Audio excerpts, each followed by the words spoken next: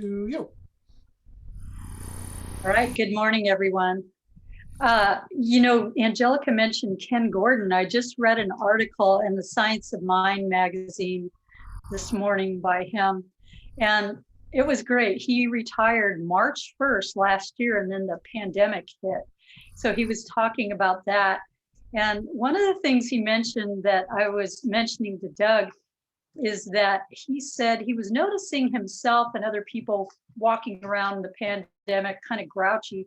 And he realized that, including himself, a lot of us are waiting for everything to open up, kind of putting our life on hold and not living in the present moment and enjoying what we have right now. And I thought that was a pretty fabulous message.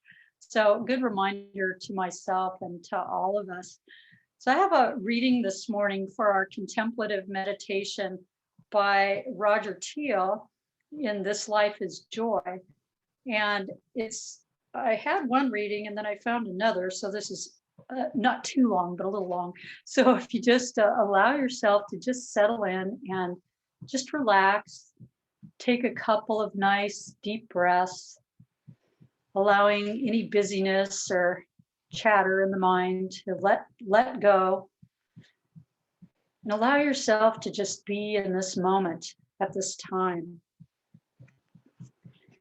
There is something in the relationship with ourselves and others. Our job is not to change others to our satisfaction or to run their lives. Our main job is to evolve ourselves and to remember that the other person is still and always our brother or sister. Humanity is being called to learn a second language, oneness. It is a universal, deep-seated language, and we need to practice it no matter what our primary language. Our greatest relationship lesson is to proclaim our shared essence, even when we are hurt or afraid, and to become masterful at both celebrating uniqueness and honoring oneness.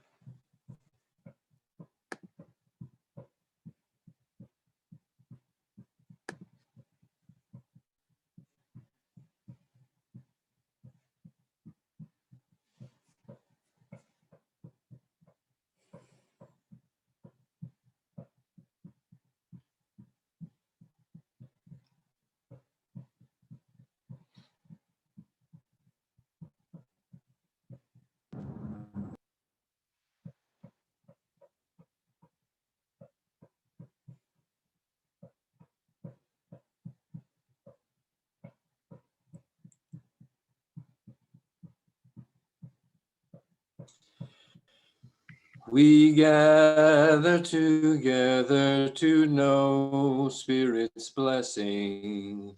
In silence and service, its will is my own. The word now impressing, the wonder expressing, saying praises to the Spirit. We know we are one. And celebrating this oneness this morning, as we are all here at this time in our own places, but together.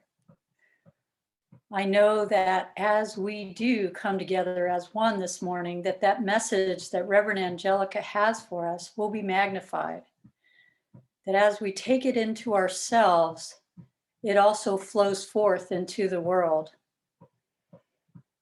And I am grateful for this knowledge that as we embody the same message, that it is magnified out into our community and into our families and into ourselves. And I know that this service, this beautiful Zoom service, is coming together in the right and perfect way.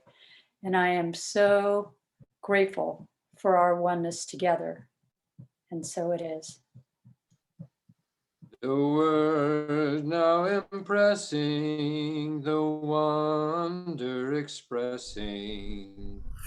Sing praises to the Spirit, we know we are one.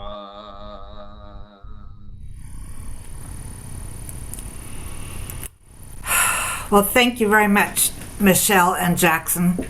It was a perfect way to start out our morning this morning.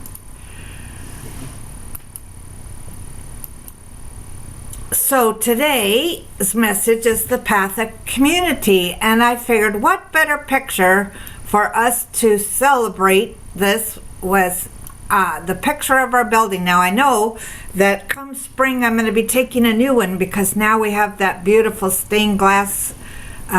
The door was stained glass, and we have the roses on the sides, and the sign has gotten bigger with the addition of the top. But you know, in thinking about this all week long, I was thinking about how amazing our community is, especially after being at Vista, the conference, the online conference that happened this past week.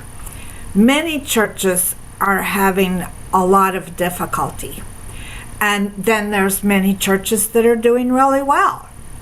And I'm glad to report that we're one of those churches that is doing really well, which you'll also see in our annual meeting later on. And I looked at, why are we doing well? You know, what happens? What between the ones that aren't and the ones that are? And I started thinking about what we needed to be on this path of community. And I think that this path is a path that everybody wants to take, not necessarily for our center, but to be in community is so important. And I think that's something we've all realized over this past year, is that we really enjoy being in community. There's a wonderful book that Dr. Jim Lockhart, who's now a retired minister living in France, I thought, oh, I want to go visit him.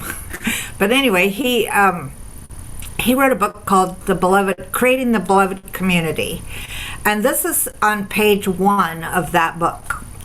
I see the beloved community as people on a spiritual pathway who seek a closer relationship with God, who will take their spiritual awareness into the world to be examples of love and compassion and action. The individual pathway will vary. It can be any denomination of any faith tradition, or simply people who gather to find out how to be better versions of themselves. So basically, the path of community means first and foremost becoming more aware, becoming more conscious of our true self, that closer relationship with God. Not that God is out there, but God is in here, in us. And so we first take, as in everything, it starts with ourselves. We have to seek a closer relationship with the God within us. And you know, even in saying that, one of the things I've gotten really clear about this year is it's not God and I, but God as I. It's not God and you, but God as you. Everything is one. There is not two of anything. Everything is one. And we're taking this awareness out into the world through being examples of love and compassion and action. And I just really love that. So I thought about, what do I see us as? And because I got a whole bunch of words, but I can't do that because I only have so many minutes. So I've picked these. I see us as loving. I see us as kind. I see us as courageous. I see us as creative. All of us. Not just me, not just the practitioners or the musicians or anything, but all of us. And over the past years that I've been here, I've seen this really well. In fact, I'll never forget The first time Dr. Sattler came and spoke for us, as I was walking him out, because he couldn't stay for the coffee hour, as I was walking him out, he turned to me and he says, I want you to know you've created something really beautiful here. And I said, what's that? And he said, this center is the warmest center I've ever been in. And I've spoken in a lot of different places. It's warm and welcoming. And I said, well, I didn't create that. We created that. And he said, no, it's you. And I said, no, it's not. It's everybody. And I'm sure that it's been that way for a really long time. A church doesn't last for 35 years without being a warm and welcoming place. So here's a phrase from the Bible, which I also discovered is in Buddhism and it is in many other faith traditions. Thou shalt love thy neighbor as thyself. This is the path of community. Not just loving ourselves, but loving each other. And we're doing that. And why do we want to love each other? Because every human being has a root in the unity. And to reject the minutest particle of the unity is to reject it all. So if you're rejecting the people that are in the Proud Boys, let's say, or one of those types of organizations, if you're rejecting them, you're rejecting a part of God. It's okay to reject their behavior. I mean, don't all parents learn that they love the child, but they don't necessarily love the behavior? But it's there. Every single person we're seeing out there is God. This too is God. Absolutely everywhere. Everything, every animal, every plant, everything. And in order to love thy neighbor as thyself, we have to love ourselves. And I think that's one of the greatest aspects of this teaching, is that we learn how to love ourselves. We learn how to forgive ourselves for what we consider our past mistakes. We learn how to be compassionate with ourselves. We learn how to be kind to ourselves. And the more you do that for yourself, the more you see that out in the world. Remember that where the attention goes, the energy flows. So definitely, if you feel like you don't love yourself enough, stop that right now. Because the truth is, you are love itself, because that's what God is. So we're also kind. And I found this neat piece that I'd never really thought about before.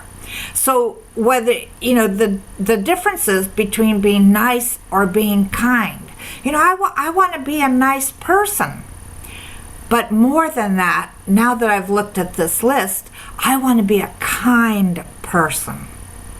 So kindness takes courage, which we're going to talk about in a minute. But to be a nice person, you never want to rock the boat. A kind person is willing to make waves.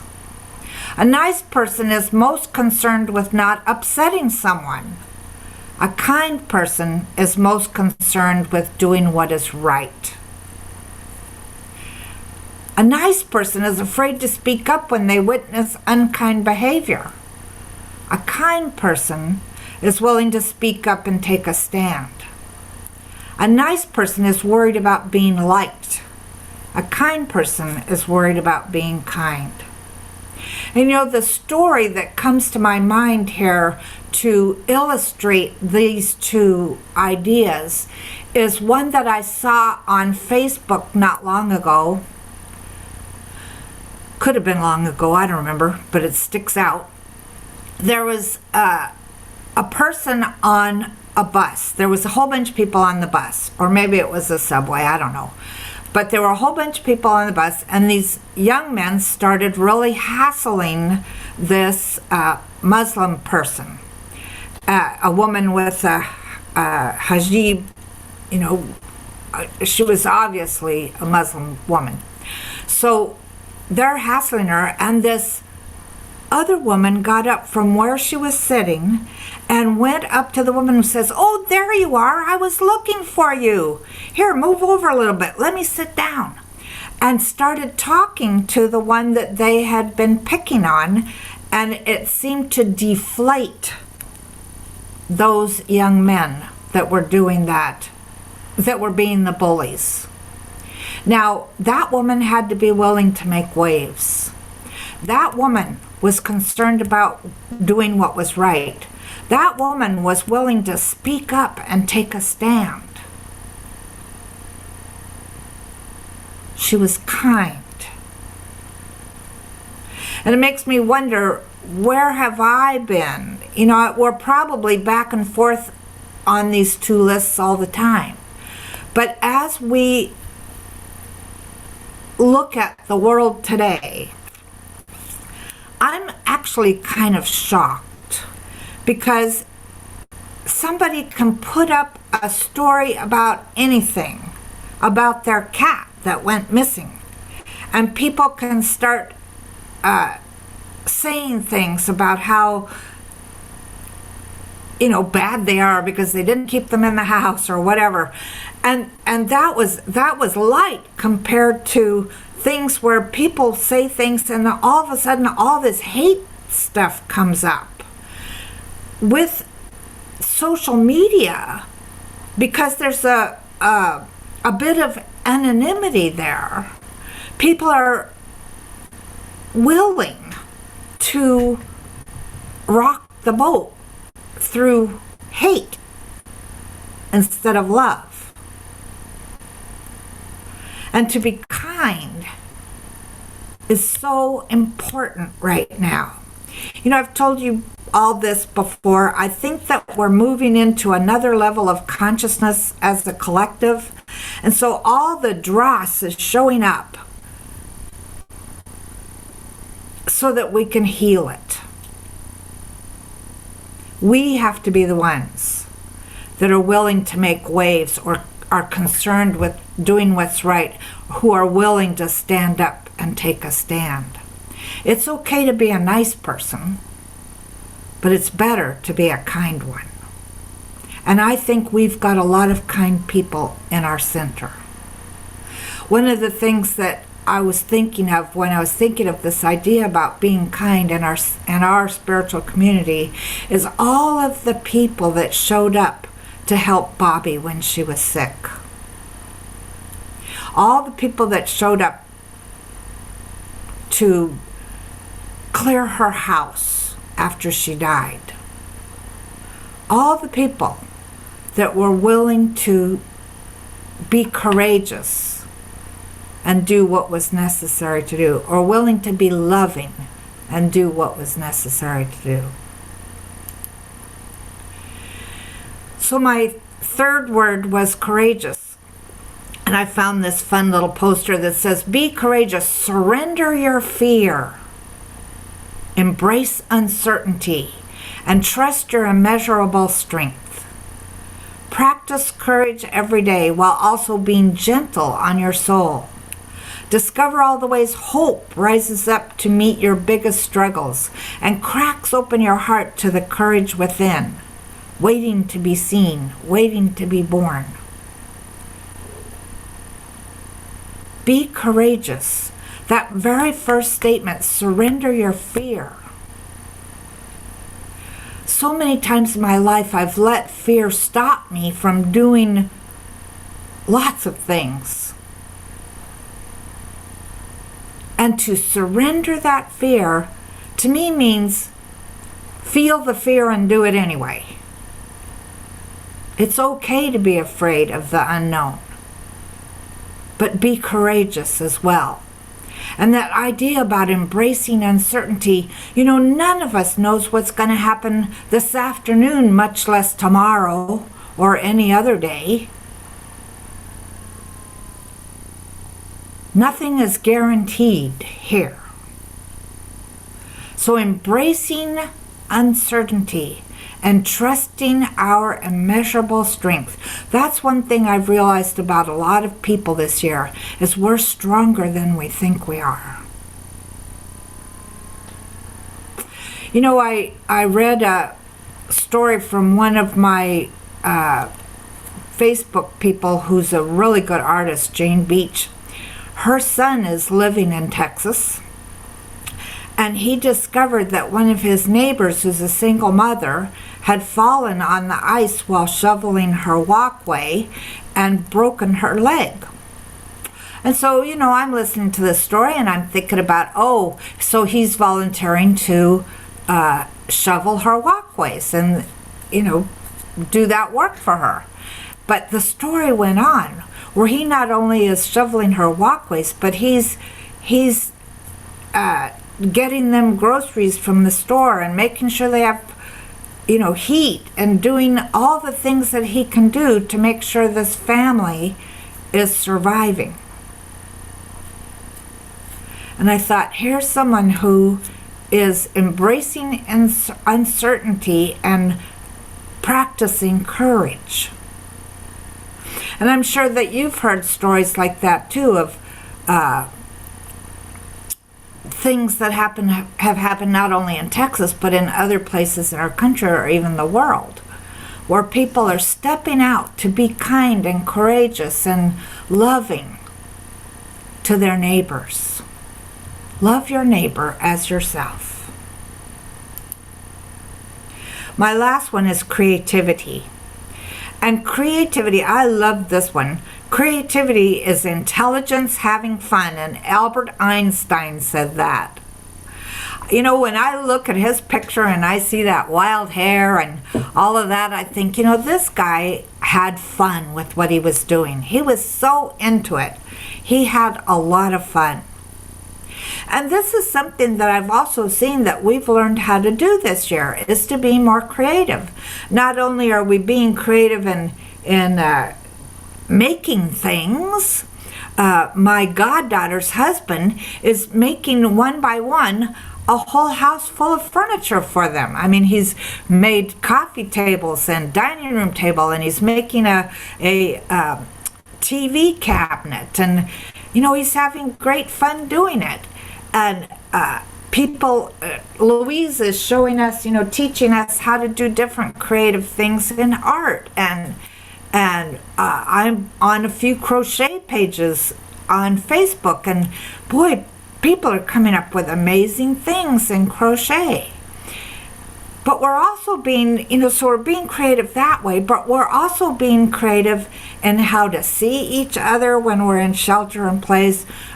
We're being creative on how to use Zoom, how to play with Facebook, how to, continue doing church, how to continue doing our groups, how to continue doing life.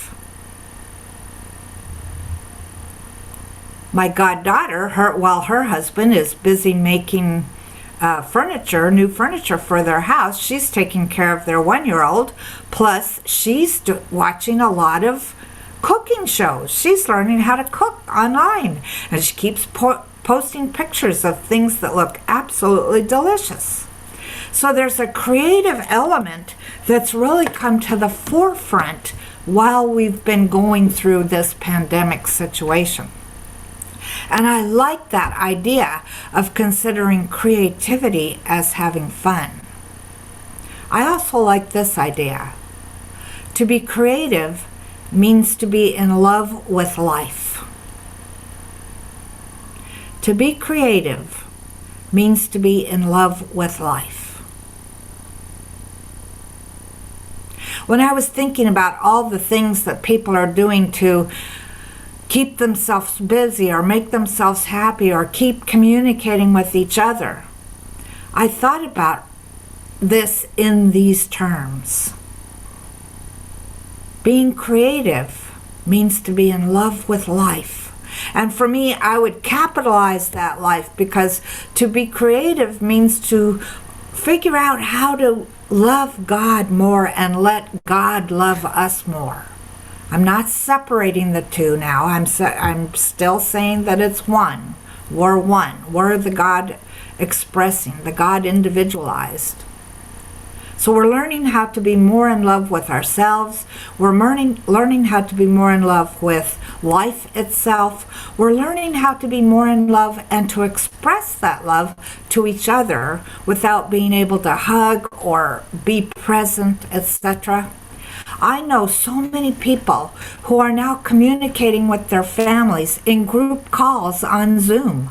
You know, I keep thinking to myself, I wish I had stock in Zoom, because it's growing by leaps and bounds. I'm constantly, as a licensed person who has a license with it, the church does anyway, getting emails that are talking about what new things they're doing. Oh, my cat just knocked over a lamp. Thank goodness it wasn't on. But Zoom is even coming out with their own telephone now, their own cell phone now. But regardless of all of that, all the manifested ways that creativity shows up in our lives, what it's really about is being in love with life. And you know, those of you who get my Friday message read that one of the things that I got out of that whole experience of my cat being gone for 5 days was that affirmation that I had posted on my Facebook page. And to tell you the truth, right now I can't remember exactly what it says, but it said about being the vehicle for the highest blessings, richest, highest blessings in the world.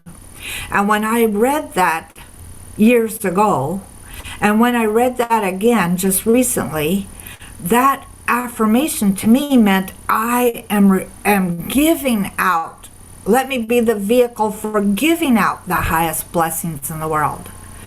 And with the whole episode around my cat, where he ended up in Arcata of all places, and a woman called or used Facebook to get in touch with me and to tell me that she had him and fed him and gave him a nice little bed to sleep on for the night that she had him, etc. I received the blessings from that. And it reminded me of a story that's in my book, and I'm sure I've told you before, but when I first got to Vancouver, no, it wasn't Vancouver, where was it? I don't remember. Oh, when I first got to Hawaii. I've lived too many places. They're all blending together. When I first got to Hawaii and I was driving around trying to find a job and, going to interviews, etc., and I had been a data processing manager in Glendale, California, so, I was making really good money, etc., for the time, and none of those kind of jobs were available, and everybody kept telling me I was too qualified to be in the job that I was applying for, and I got really, really, really depressed, disappointed. And I was driving back to where I was staying, and I ended up seeing this park called Foster Gardens. And I thought, I'm just going to sit in some nature for a while. And I pulled into this park and parked, and I'm walking around, and there's an area that was enclosed with a huge hedge, 10-foot high hedge. And I thought, I wonder what's behind there. And as I walked around it, there was an opening, and it was quite a large expanse inside, and at the end of that opening was the Buddha, a statue of the Buddha, which was probably 20 or 25 feet tall. I mean, really big statue. And I remember walking up to that Buddha and seeing this smile of contentment and happiness and just this feeling from it, and seeing this on his face. And I, being in a bad mood, I said, what do I have to do to be like that? What do I have to do to be happy and satisfied and feel good about everything? And, I posed this question and of course didn't get an answer, and walked back and sat down on a bench to the side of this area. And I was sitting there doing some deep breaths, etc., I heard the Buddha say, true peace is the love of God. And that's what I had seen on Buddha's face, was peace. True peace is the love of God. And so I'm arguing. Well, I'm doing everything I can. I'm loving God with all my heart, with all my strength, with every bit of my being. I followed God's recommendations to come to Hawaii. I'm doing everything that I'm supposed to do. How do I get that peace? And again I hear, true peace is the love of God. And I tried to argue with it again. And I heard, true peace is the love of God. And suddenly I got it. It wasn't about me loving God. It was about allowing God to love me.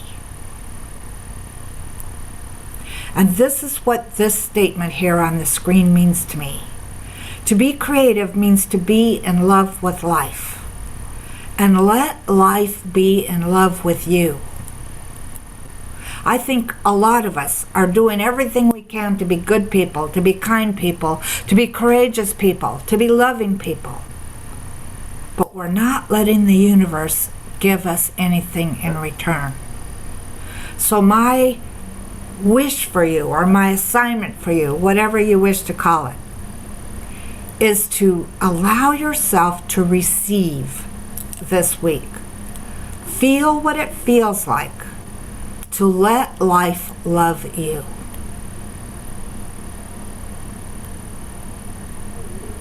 In community. We are on the path of community. And our whole community, our whole world, is learning how to let God love us. So let's say this affirmation together. Knowing we are all united in the love and light of the divine, I celebrate my family, my community, and my world. We are all the light of the world. And let's go into treatment.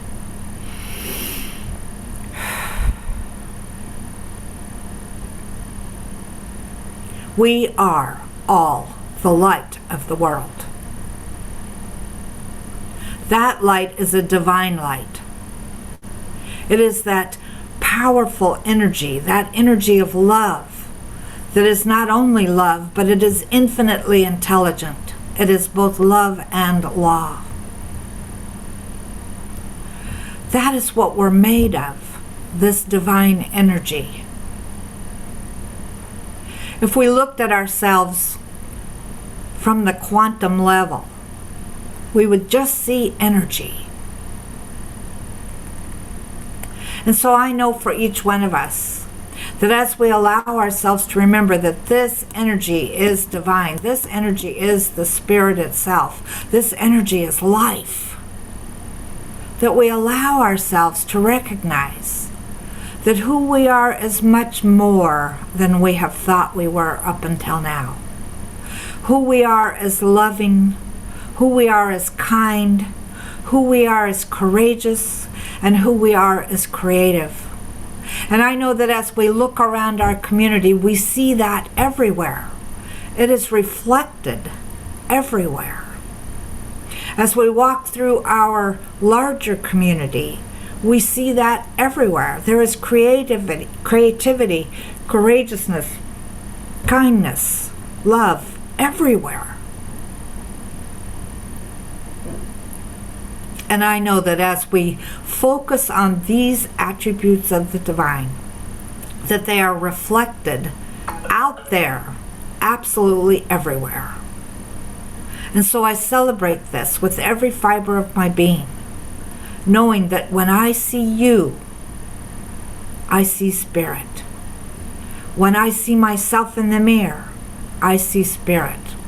When I see my animals or my plants or even the cars, everything is Spirit. It's all thick thought. So I know for each one of us that we have allowed ourselves to raise our consciousness in some way this morning, so that we look through loving eyes. We do kind actions. We allow ourselves to be courageous and creative. And this is good. This is very, very good.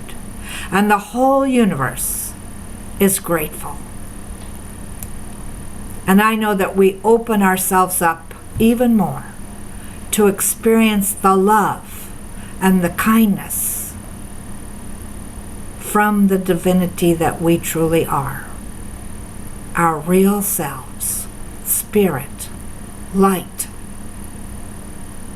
And how grateful we are for this. And I know Spirit rejoices. And so it is.